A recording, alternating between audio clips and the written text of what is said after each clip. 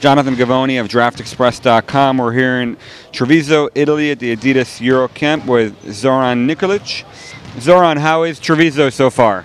Great experience. I learned a lot. The coach showed me, Trajan showed me, so I learned a lot in just a few days. So I'm really excited that I had a chance to be here and practice with all the coaches. What were the last 3 days like for you? What did you guys do here? At the beginning, we did some drills, some stations. We learned about the defense, about the boom and off ball, and some different stuff for us that we didn't do that much at our clubs. So it's good for us, for our career, for our progress. And the other, it's games 5-on-5 and the All-Star game against some different national teams. What did you learn about yourself? What are you going to take away from this camp? I mean, when Tio Papaloukas was talking yesterday, he gave me some things that I didn't know that is going to help me at my. I agree with him that he said I was a decent player that won things and I wasn't the star in that team. I'm a similar guy. I'm not the star in the team, but I can help the team to accomplish something. So I learned that I'm not the only one that was feeling like that before. What kind of player are you right now? What can you tell us about yourself? Team player, first team than me, because I'm not a big scorer, but I can make some good position for my other guys who are gonna score for sure. So I'm more a team player than an individual, like a star player. Can you tell us about where you play now? Where did you come from? What is your track record been so far? I come from Montenegro, from a small town, Nikšić. I was there playing for a local club in Agustum. Then when I was 15, one agent saw me in Montenegro. He took me to Girona. I had a tryout, and after that I wanted to sign. Then they signed me. 2 years later, they got shut down because of the financial problems. So I got called by Juventud Badalona. They gave me an offer. I liked the offer. I already knew that Juventud is great with the young players like Ricky Rubio, who's already here, Rudy Fernandez, and a lot of other guys. So I decided, yeah, that's a good option for me to make a bigger progress and to reach the ACB or someday NBA. So I'm there already 2 years. I got a contract. So I'm really happy with everything I've done in my career right now. How difficult is it to leave home at such a young age?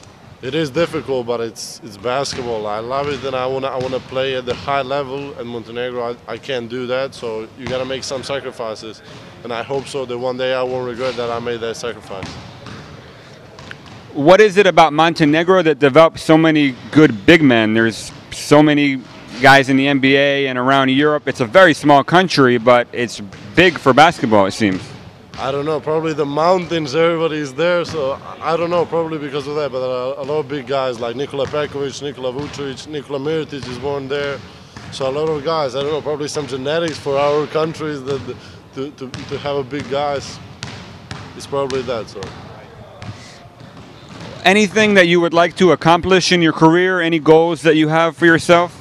First, I want to go step by step, no rush. I made a debut in ACB, but I wanna be like a player with good minutes and more experience there. So we will see after that. If I can win a title, that would be perfect. But first, I wanna get more experience playing, not already winning. Let's say a young player is watching this video and is thinking about going to Spain to grow up. A lot of people leave their countries and come to Spain from all over the world. What has the experience been like for you? What is it like on a daily basis growing up as a player in Spain? Well, the condition in Spain and Montenegro are a big difference. In Spain, you can have everything. I mean, in Montenegro, I have my family, of course, the most important thing for me. But if I want to be a basketball player, I got to make a sacrifice. So in Spain, it's good because I went to Girona. They took care of me. They helped me. They worked with me. So they gave everything for me. So I gave them everything. Of course, it was a rough path, but you gotta do what you gotta do if you want a success. Sometimes it's difficult. Somebody can't do it, but I did it, and I'm gonna continue doing it until I make big success. So I think that's all sacrifice is worth of it.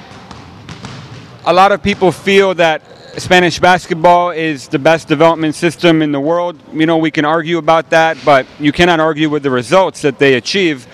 What are some of the things that they do? What are the strategies they have, the procedures for helping players improve?